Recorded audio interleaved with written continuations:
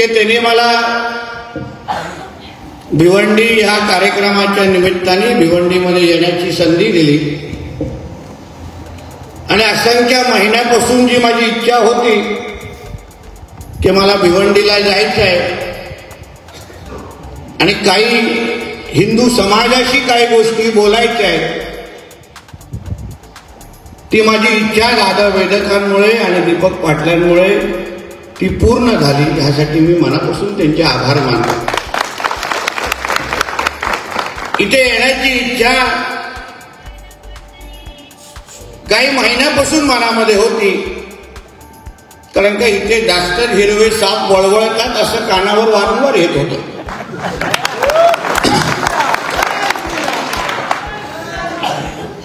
शेवटी आम्ही त्या पद्धतीचे कार्यकर्ते आहोत ज्यांना तुम्ही अगर पाकिस्तानमध्ये जाऊन उभं केलं आणि सांगितलं की इथे भगवा झेंडा लढवा, तर त्याच्यातले आम्ही लोक आहोत. आम्हाला जिथे सगळं काय भगवमय आहे तिथेला जाऊन मजा येत नाही. ते आपलेच लोक आहेत. तिथे जय श्रीराम म्हणून फायदा काय, सगळं काय भगवमय आहे. पण अशा जागी जाऊन हिंदुत्वाचा झेंडा लढवायचा जिथे हे हिरवे साहेब जास्त वळवळ करतात, हिंदूंना दाबण्याचा प्रयत्न करतात, तिथे जाऊन थोडा काही गोष्टी त्यांना कानापर्यंत पोचल्या पाहिजे. म्हणून आवर्जून दादांचा आणि दीपक पाटलांचं मी अभिनंदन आणि धन्यवाद केला. धन्यवाद. संधी तरी मिळाली हिशोब चुकते करण्याचे, नाही तर संधी बघत होता रे कोणतरी बोलवा, नाहीतरी येऊन मुद्दाम भिवंडीच्या त्या नाक्यावरून उभं राहून दोन गोष्टी सांगणार होतो जरा त्यांना शुक्रवारच्या दिवशी. फार वळवळ वळवळ आहे तुमच्या भिवंडीमध्ये. थोडा काही गोष्टी त्यांना आठवणी करून द्यायच्या आहेत की आता ही जी वळवळ आहे ना, आता तुम्ही कमी करा. हा तुमचा आब्बाचा पाकिस्तान नाही. आता या राज्यामध्ये या हिंदू समाजाने, महाराष्ट्रातल्या हिंदू समाजाने एक हिंदुत्वादी विचाराचं सरकार निवडलेलं आहे.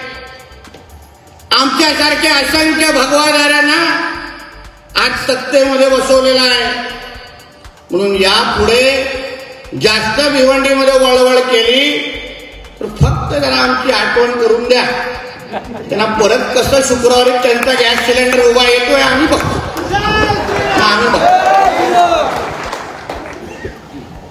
कारण का ज्या देशात आम्ही राहतो, ज्या राज्यात आम्ही राहतो, ते हिंदू राष्ट्र आहे हे कोणी विसरू नये.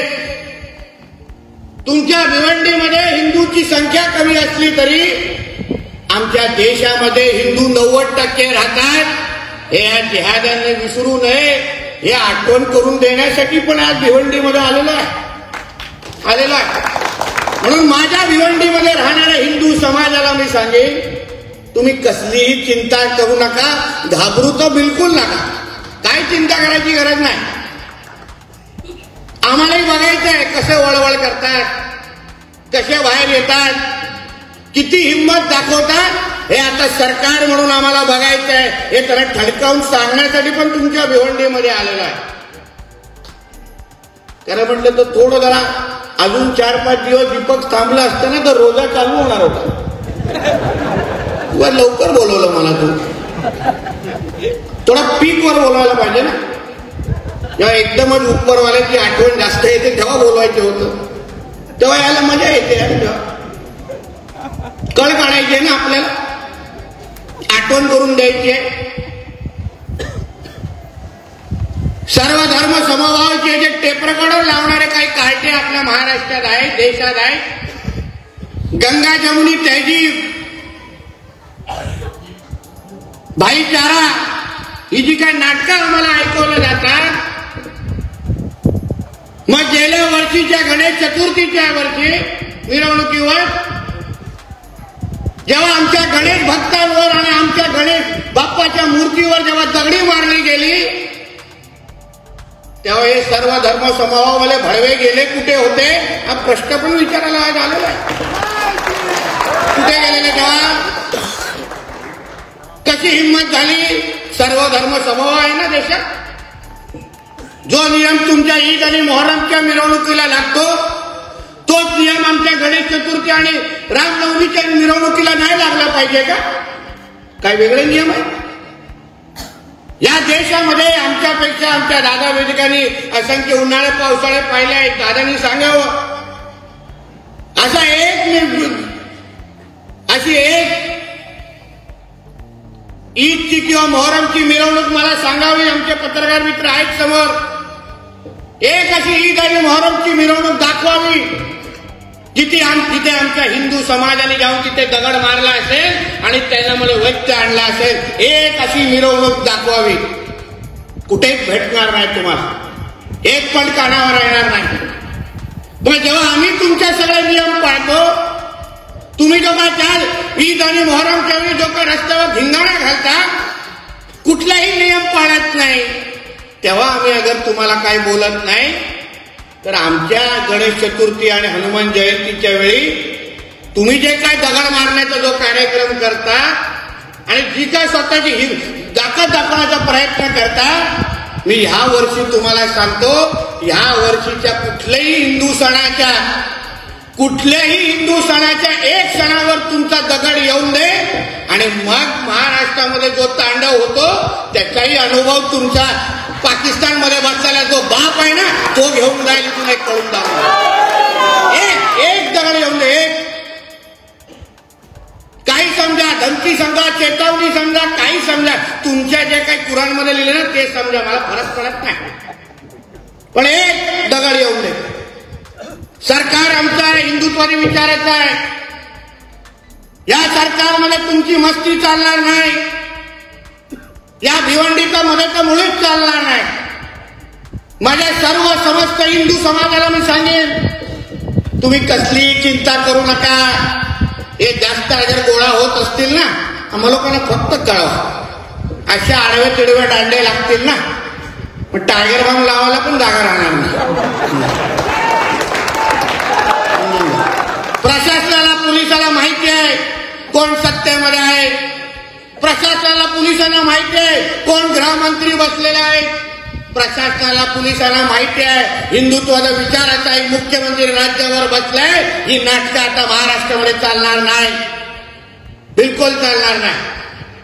पण या सगळ्या ज्या गोष्टी आहे ना, या लव्ह जिहाद आणि लँड जिहाद, ही भिवंडीमध्ये ही जी वळवळ सुरू आहे, माझ्या बजरंग दल आणि माझ्या विश्व हिंदू परिषद आणि संघाच्या माझ्या सर्व कार्यकर्त्या सहकार्याने सांगितलं, माहिती गोळा करा, जमा करा, आमच्यापर्यंत पोचवा. हीच ती वेळ आहे, हीच ती वेळ आहे ह्यांची मस्ती उतरवण्याची. हीच ती वेळ आहे या जिहाद्यांना एकदाच आपला अब्बा पाकिस्तान मधला दाखवण्याची. हीच ती वेळ आहे. तुम्ही आता अगर हार मानलात, आता अगर हिंमत दाखवली नाही, तर मग कधी हिंमत दाखवणार? ज्या या दाढीवाल्यांचे सरकार येईल तेव्हा. ते तर कधी काही येत नाही, आम्ही बसतो इथे, ते काही येणार नाही. कितींदा पण डोंगे वाजवले, 5दा वाजवा, 10दा वाजता, काही येत नाही. तो का आता ऐकत नाही तुमचं. किती डोंगरवरती करा, काय फरक पडत नाही. असं आहे, काय फरक पडत नाही. आता हा हिंदू समाज महाराष्ट्रातला हा जागा झालेला आहे, त्याला कळलेला आहे. आम्ही अगर एकत्र राहिलो नाही, एकजूट दाखवले नाही, तर हे आमच्या घरात जसं आता मिरवणुकीवर दगड मारतायत आमच्या देवदेवतांवर, उद्या आमच्या घरातली पूजा आम्हाला करायला देणार नाही. हे चित्र हिंदू समाजाच्या समोर आता गेलेलं आहे. हे चांगल्या पद्धतीने जाणीव आहे झाली आहे की हिंदू समाज म्हणून अगर आपण जागे राहिलो नाही तर भिवंडीमध्ये हे लोक आमचं जगणं मुश्किल करून टाकतील. कित्येक वर्ष अगोदर तुम्हा लोकांना भिवंडी करायला माहिती असेल, काही जुने जाणकार लोक असतील तर, एकदा रजा अकॅडमीचा एक कुठली मोठी मिरवणूक तुमच्या भिवंडीमध्ये निघालेलं ना. काय झालेलं त्या मिरवणुकीमध्ये? रजा अकॅडमीच्या दहशतवादी संघटना आहे. विचारा आमच्या पोलीस बांधवांना, डिपार्टमेंटमध्ये त्याची नोंद आहे. 2 आमच्या कर्तबगार पोलिसांना हे लोकांनी मिरवणुकीच्या निमित्ताने मारून टाकलेलं आहे. बरोबर आहे की नाही? ही यांची हिंमत, ही यांच्या करंटेपणा हा यांचा. अहो यांच्या धर्मासमोर ना कोणालाही मोजत नाही. ज्याला कुठलाही मुसलमान कुठलाही विचारवंताला माझ्या ह्या व्यासपीठावर बोलवा, त्याला विचाराय काय कुराणमध्ये लिहिलं, इस्लाममध्ये काय लिहिलंय, त्याला माझ्या समोर बोलायला सांगा. त्यांच्या इस्लाममध्ये लिहिलंय त्यांच्या देवताच्या शिवाय, त्यांच्या डोक्या उपरवाल्याच्या शिवाय दुसरं कोणालाही मोजायचं नाही. या तर तुम्ही मुस्लिम व्हा, या मुसलमान व्हा, या तर तुमचा आम्ही धर्मांतर करून घ्या, नाहीतर तुमच्या सगळ्यांची त्यांच्या नजरेत काही किंमत नाही. तुम्ही आणि आम्ही सगळे काफिर आहोत त्यांच्यासाठी काफिर. या तर तुमचा धर्मांतर करून घ्या, नाहीतर तुम्हाला संपून टाका. हा एक कलमी कार्यक्रम आहे. या गोष्टी तुम्ही कधीतरी कळल्या पाहिजे की आजूबाजूला तुमचा काय धोका आहे. अहो, ताकद दाखवण्याची ही वेळ आहे. सरकार म्हणून, प्रशासन म्हणून अगर तुमच्या बाजूला आम्ही उभे असू आणि हे जिहादी अगर जास्त वळवळ करत असतील, अहो मला आश्चर्य वाटतं. मी आता गाडीत आमच्या काही चर्चा चालू होते, आमचे दीपक पाटील माहिती देतोय एका हिंदुत्ववादी कार्यकर्त्याला प्रोटेक्शन घ्यायला लागलं, दुसऱ्याला प्रोटेक्शन घ्यायला लागलं. आपणला सरकार असताना प्रोटेक्शन घ्यायला लागतं. अहो, आमचं सरकार असताना त्या लोकांना प्रोटेक्शनची मागणी करायला पाहिजे. तर या सरकारचा अर्थ आहे, तर या सरकारचा अर्थ आहे. अहो, आपलं सरकार असताना जर त्यांची दहशत, जिहाद्यांची दहशत असेल तर मग आम्ही सरकारमध्ये गोट्या घ्यायला बसलोय का? गोट्या घ्यायला बसलो? दाखवा हिंमत. बसलोय ना आम्ही. काय चिंता करता? अरे आमदार असताना तुम्हाला लोकांना सुखरूप घरी पाठवत होतो. आता तर तुमच्या नितेश राणे मंत्री झाला. आता कसली चिंता करता? कसली चिंता करता? आणि आम्ही काय बोलतोय? आम्ही काही चुकीचं बोलत नाही, कोणाच्या पोटावर लाथ मारत नाही, कोणाच्या धर्माच्या विरोधात बोलत नाही. आम्ही एवढंच बोलतोय की जो नियम तुम्ही त्यांना लावतात तो नियम हिंदू समाजाला लावा. की जो नियम हिंदू समाजाला तुम्ही लावताय, आता आमच्या कुठल्याही सणासुदीच्या टायमात वेळी आपल्याला 10च्या नंतर लाऊडस्पीकरला परवानगी मिळते. ते काय 10 वाजून 1 मिनिट वाजला बोंगा आपला. आले आमच्या इकडे बोल विचारायला. ठीक आहे, आम्ही ऐकतो. कुठला नियम पाळायचा आम्हाला तोडायचा नाही. या देशामध्ये आम्ही डॉक्टर बाबासाहेब आंबेडकरांचाच संविधान मानतो. हे काही ते शरिया कानून आम्ही मानत नाही. एक लक्षात घ्या. मग आम्ही अगर एवढे नियम पाळणारे आहोत, आम्ही कुठलाही नियम तोडण्या अगोदर 10 वेळा विचार करतो. सगळे कायदे आम्ही पाळत असू तर मग ह्यांचं काय नाटकं, ह्यांची डीजे बीजेची जी चालू असतात त्याचं काय? कुठलीही एक ह्यांची मिरवणूक कधी 10च्या वेळेत कधी संपते का? 12च्या अगोदर यांचे धिंगाणे बंद होतात का? तर मग जो नियम हिंदू तुम्ही सणांना लावता, या सणांना तुम्ही का लावणार नाही? आत्ता लागणार. आत्ता तुम्ही बघा, आता बघा त्यांची जी उरुसची मिरवणूक, ईदची मिरवणूक बरोबर 9:55 कशी बंद होते हे तुम्ही उदाहरण बघा. आता सगळ्या गुंडाळून जायला लागेल. जे काय घातलेलं असतं ते जाऊन दे. महिला आहे ते गोरक्षकांना त्रास देतात पोलीस. थांब जरा, टप्प्याटप्प्याने येतो. तू मुद्दे लिहून दे बाबा. मी तो मुद्दे वाचून बोलणारा नाही, ते बघतो नंतर. म्हणून मी नियम आम्हाला सगळ्यांना समान लावा, आमचं एवढंच म्हणणं आहे. आणि हे लागणार. आता हे देवाभाऊचं सरकार आहे. इथे लाऊडस्पीकर पण अगर जास्त लाऊडस्पीकर जोरात वाजले तर ते कसे लाऊडस्पीकर बंद करायचे ना, तिथे सगळं औषध आमच्याकडे आहे. सगळं औषध आहे. हे उगाच त्या मुल्ला मौलवींची आमच्याला नाटक इथे सहन करायची नाही. 5 बार बजाव, 5 बार.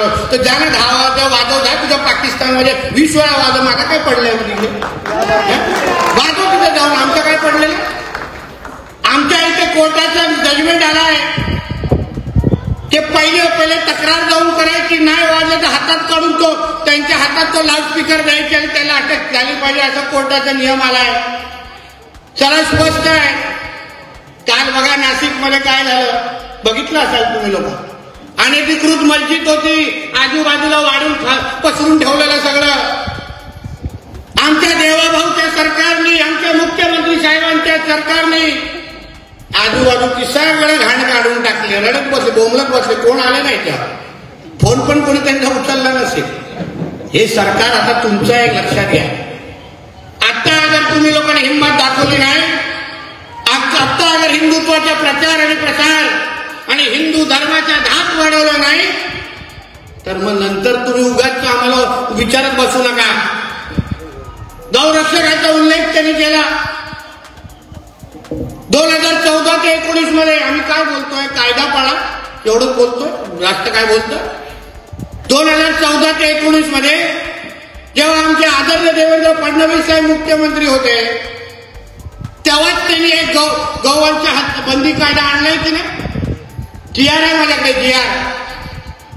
फक्त तो कायदा पाळायचा. ज्या राज्यामध्ये गौ हत्याला अगर बंदी असेल तर कत्तलखाना काय त्यांच्या बापाचा आहे का? हे सगळ्या गोष्टी इथे सतत हे जे काय कत्तलखाने आणि हे सगळे जे काय गौ हत्या इथे होत आहे, आमच्या पोलीस प्रशासनाला सांगेन, बाबा तुम्ही आमचेच आहात, आता आम्ही तुमच्या विरोधात नाही.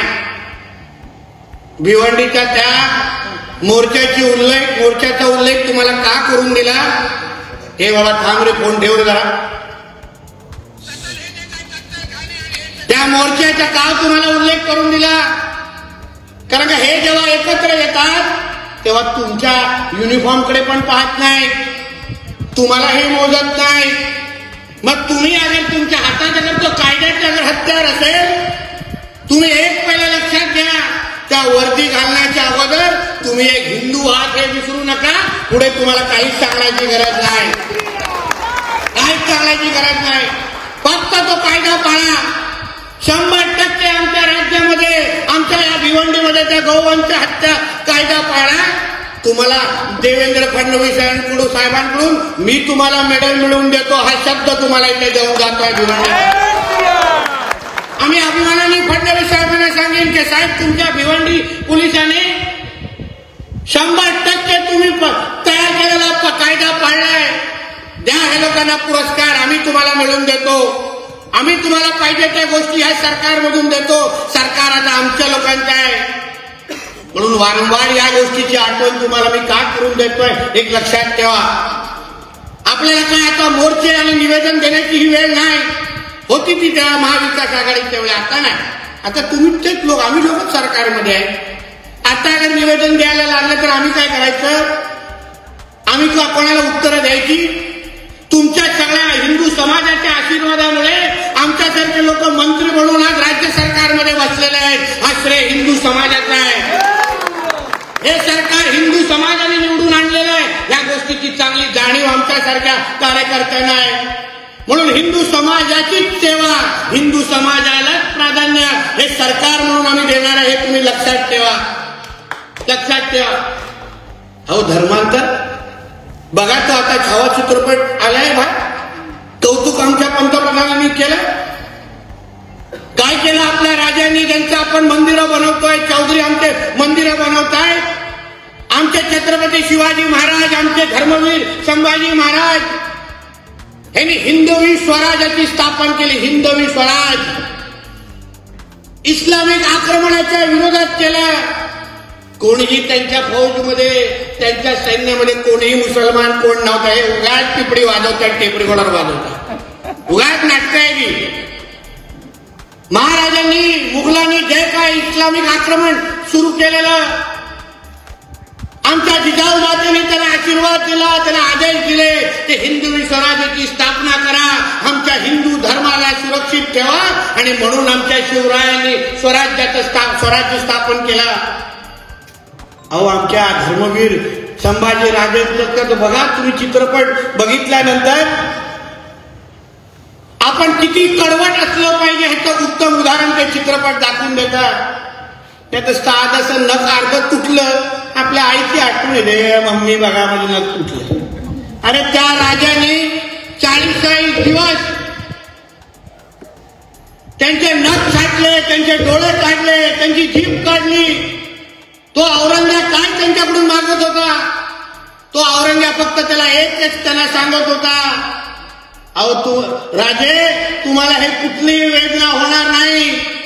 तुम्ही फक्त तुमचा धर्म बदला, फक्त धर्म बदला बोलायला बोलत होते. फक्त धर्म बदला. आमच्या राजाने 40 दिवस, अहो 4 मिनिटं कोणा लोकांना काही हाल सोसायला होत नाही. तो 4 मिनिटं 4 दिवस 40 दिवस आमच्या राजाने हाल सोसले, पण आपला धर्म बदलला नाही, इस्लाम स्वीकारला नाही. त्या राजाच्या विचारावर जगणारे आपण पाहिजे. अहो आपल्या हिंदू धर्मासाठी या राजाने अगर आपलं आयुष्य पणाला लावलं, तर तुम्ही हिंदू म्हणून तुमच्या भिवंडीला का वाचू शकत नाही? मी इकडच्या हिंदू समाजाला मला प्रश्न विचारायचा आहे. एवढी मोठी सरकार म्हणून ताकद आज तुमच्या मागे उभी आहे. तुम्ही फक्त तुमच्या संघटित पद्धतीने हिंदू म्हणून, धर्म म्हणून तुम्ही त्याला कवच म्हणून बाहेर निघालं पाहिजे. अहो आमच्या माता भगिनींना अगर हे लव जिहादच्या नावाने अगर हे अडकवत असतील, तुम्ही फक्त त्याचा कार्यक्रम करा. तुम्हाला सुखरूप घरी पोहोचवण्याची जबाबदारी ही नितेश राणेची असेल, हा शब्द तुम्हाला मी इथे देऊन जातो. एकाला सोडू नका. जो आमच्या हिंदू माता भगिनींकडे वाकड्या नजरेने पाहत असेल, एकाला सोडायचं नाही त्या कायद्यांना. फक्त त्यांचा कार्यक्रम करा. आम्ही बसलो इथे सरकारमध्ये. अहो हिंदू समाजाच्या संरक्षणासाठी, आमच्या हिंदू माता भगिनींच्या संरक्षणासाठी आमच्या देवेंद्र फडणवीस साहेबांच्या नेतृत्वात असलेले सरकार लवकरच एक कडक धर्मांतर विरोधी कायदा आमच्या राज्यामध्ये आणणार आहे. आमच्याही पोलीस बांधवांना हातामध्ये मग अधिकार मिळणार आहे की हे कुठलेही जिहादी कायदे कुठल्याही आमच्या हिंदू माता भगिनींकडे अगर वाकड्या नजरेने बघतील, तर आमचे पोलीस मग असा काय कार्यक्रम करतील ना, परत कोण कुठल्या दुसऱ्या महिलेकडे बघण्याची हे लोक हिंमत पण करणार नाही. मग बघू एकाचे 10 कसे होतात. कारण 10च्या खाली तर थांबवतच नाहीत ना. उगाच आमच्या शासकीय योजनेचे फायदे घेत नाही. जरा बघा, प्रशासनाला विचारा एका घरात किती गेलेले आहेत. इथे आमच्या लाडली बहीण योजनाची त्याला दीपकजी आणि तुम्ही माहिती द्या, जिल्हाध्यक्ष माहिती द्या, जरा सुधरा जरा ती यादी. एका घरामध्ये किती फायदे गेलेले आहेत ते जरा यादी तपासा. सरकार आपला यादी सुधारून तुमच्याकडे परत पाठवतो. हिंदू समाजाला जास्तीत जास्त त्या लाडली बहिणीचा फायदा कसा मिळाला पाहिजे यावर जरा लक्ष घाला आणि माझ्या हिंदू बहिणींना त्याचा फायदा मिळवून द्या. हिंदू बहिणींना फायदा मिळणार नाही. उगाच एकाच्या नावाने 2-2, 4-4 ठेवतात आणि सगळ्यांना फायदा मिळवून देतात. फायदा घ्यायचा, मोदीजींचा फायदा घ्यायचा, देवेंद्रजींचा फायदा घ्यायचा आणि मतदानाच्या टायमाला नाही हमको हमारा इस्लाम चाहिए. मग ते योजनेचा फॉर्म भरताना इस्लाम आठवत नाही, तेव्हा धर्म आठवत नाही, तेव्हा मग एकदम लगेच तुम्हाला पटापटा लिहायचं. तेव्हा अरे मोदीजींनी दिलाय. ज्या मोदीजींचा तुम्ही द्वेष करता, ज्या देवेंद्रजींचा, ज्या हिंदुत्वादी विचाराच्या सरकारचा तुम्ही द्वेष करता, त्याच सरकारच्या पैशावर हे लोक आपलं आयुष्य जगत असतील तर कसले कपाळ करायचे येतो. स्वतःच्या धर्माचे जे होऊ शकले नाही ते बाकीचे काय होणार. म्हणून ह्या सगळ्या गोष्टी मी मुद्दामून तुम्हाला सांगायला आलेला आहे. मी काय उगाच हवा भरून जाणार नाही इथून. मला भिवंडीच्या माझ्या हिंदू समाजाला जे इथे असतील आणि जे माझं ऐकत असतील, मला तुम्हाला विश्वास द्यायचा आहे की हे सरकार हिंदुत्वाने विचारायचं आहे. तुम्ही हिंदू म्हणून माझ्या या भिवंडीमध्ये ताट मानाने तुम्ही जगलाच पाहिजे हा विश्वास देण्यासाठी मी तुमच्या भिवंडीमध्ये आलो आहे. तुमच्या प्रत्येक सण, तुमचा प्रत्येक हिंदू सण हे गाजावाजा करून तुम्ही साजरा करायलाच पाहिजे. यावेळेची नाहीतर तुमच्या गणपती मिरवणुका काढा, मी स्वतः येऊन तिथे उभा राहतो. मला पण बघून दे दगड कुठून येतो, मला पण बघून दे कुठल्या मस्जिदीतून कुठला दगड येतो, मला पण आजमायचं आहे. आणि म्हणून तुम्हाला सांगतो, हे आज जे सरकार आणलंय ते तुमचं आहे. तुमच्या हक्काचा आहे, भगवाधारांचा आहे. जो गळ्यात जो भगवा घातलाय ना त्या विचाराचं हे सरकार मंत्रालयामध्ये बसलाय. या सरकारमध्ये अगर तुम्ही हिंदू म्हणून अगर या भिवंडीमध्ये अगर वाढू शकला नाही, ताकद दाखवू शकला नाही, तर मग तुम्हाला कोणीही नंतर विचारणार नाही. एक लक्षात ठेवा. गेल्या वर्षी हे लोकांनी तुम्हाला ट्रेलर दाखवलाय. गेल्या वर्षी तुमच्या गणेश चतुर्थीच्या मिरवणुकीवर ज्या रस्त्यावर चालणाऱ्या मिरवणुकीवर त्या लोकांनी दगड मारलेला आहे. तो फक्त एक ट्रेलर होता. एक लक्षात ठेवा. या तुम्ही तीच त्यांची अगर हिंमत वाढून दिली तर उद्या तुमच्या घरातली महाआरती पण तुम्हाला करून देणार नाही. एवढ्या ह्या लोकांमध्ये हिंमत वाढणार. आणि मग तुम्ही विचार कराल की आता आम्ही ह्या भिवंडीमध्ये जगायचं कसं. काय झालं त्या बोरवली नावाच्या बाजूच्या गावामध्ये, काय झालं तिकडे. 100% झालं ना. आपले हिंदू सगळे बाहेर निघाले ना. तुमच्यासारखे डोळे झाकून तिथे बसलेले, तुमच्यासारखे सगळे सहन करत बसले. एक दिवस त्या बोरवलीचं नाव बदलून आता अलश्याम करून टाकलेलं ह्या कार्ट्या लोकांनी. जे आलं टाकलंय की नाही माहिती आहे तुम्हाला.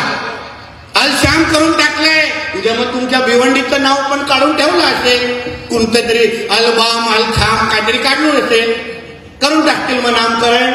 मग बसा टाळ्या मारत, बसा आमच्या नावाची आठवण करत, बसा विचार करत. अरे तेव्हा अगर दादा वेदिकांचं ऐकलं असतं, तेव्हा नितेश राणेचं ऐकलं असतं आणि हिंदू म्हणून अगर मी जगलो असतो तर आज मला हा दिवस पाहायला मिळाला नसता.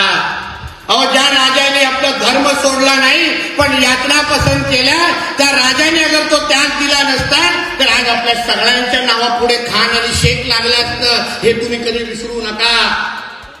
त्या लोकांनी जो बलिदान दिला तो बलिदान तरी वाया जायला देऊ नका. नाही तर उगाच त्यांच्या नावाची मंदिरं बांधून त्यांच्या समोर नतमस्तक होऊ नका. काय फायदा होणार नाही मग यांच्या बलिदानाचा, यांच्या त्यागाचा. कशाला जगले, कशाला लढले, कशाला तुमच्यासाठी जेवढ्या मुघलांना अंगावर घेतलं. कारण का तुमच्या आपल्या सगळ्यांचं हिंदू समाजाचं आयुष्य उद्या सुखरूप झालं पाहिजे. हिंदू म्हणून आपण आपल्या देशामध्ये हिमतीने राहिलो पाहिजे. म्हणून आमचे राजे लढले आणि झगडले आणि सगळ्या यातना सहन केल्या.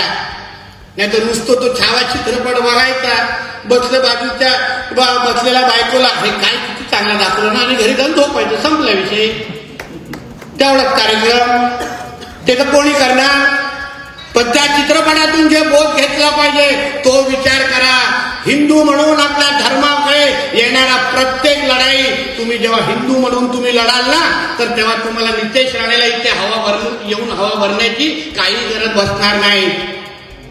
कोणीही तुमच्या हिंदू सणांकडे वाकड्या नजराने बघणार नाही. तुम्ही सांगा हो, किती कोणाची हिंमत असली तरी कोणी वाकड्या नजरेने बघू शकतं का त्यांच्या उरुस आणि ईदच्या मिरवणुकीकडे? बघू शकता का? केला ना त्याला पण त्यांचा धाक तयार, भीती निर्माण केली ना. अरे नको रे बाबा, एकाला दगड मारले ना हे लोक जिवंत ठेवणार नाही, ही प्रतिमा तयार केली ना धर्मासाठी. तो हिंदू धर्माची ज्या दिवशी त्या पद्धतीचे ज्या दिवशी तुम्ही हिंदू धर्मासाठी प्रतिमा तयार कराल ना तेव्हा तुम्हाला ना गळ्यात पण हा भगवा घालण्याची गरज भासणार नाही आणि कधीही आपल्या देवी देवतांकडे दगड मारण्याची कोणाची हिंमत होणार नाही. आणि म्हणून या निमित्ताने मी जे काय भिवंडीमध्ये आलोय, मी दादांना सांगेन की आता ग्रामीणमध्ये घेतलं ना, पुढच्या जरा शहरामध्ये घ्या, शहरामध्ये घ्या आणि थोडं जरा आवडतीच्या ठिकाणी घ्या. ते समोर दिसलं पाहिजे असं है ना, समोर असं असलं पाहिजे, बोंगे बिंगे वाजले पाहिजे जरा. अशा मजाच्या ठिकाणी घ्या दादा, थोडं मजा येईल. जेणेकरून ह्याला कळलं पाहिजे काही गोष्टी. आम्हाला महाराष्ट्राचा कायदा आणि सुव्यवस्था तोडायचा नाही, खराब बिलकुल. आम्ही सरकारमध्ये आहे पण हिंदू समाजाने जे सरकार निवडून आणलंय तो माझ्या भिवंडीतला हिंदू समाज हा ताटाने जगलाच पाहिजे हा संदेश देण्यासाठी मी आज आवर्जून इथे आलेलो आहे. परत एकदा जे दोन मानकरी ज्यांना हे पुरस्कार दिलेले आहेत, दीपक आणि त्यांच्या सर्वच सहकाऱ्यांना या पुरस्कार वितरणासाठी आणि अशा पद्धतीचे चांगले कार्यक्रम घेण्यासाठी मनापासून तुम्हाला शुभेच्छा देतो. इथेच थांबतो. खिशातले जरा मोबाईल काढा आणि टॉर्च ऑन करा, जरा वाजून दे आपले पण बोंगे दोरात. काढा टॉर्च, स्वतःच काढा, काढा बाहेर. सगळ्यांनी काढलं तर बरोबर आहे. जरा बोला जय जय श्रीराम, बोला जय जय श्रीराम, भारत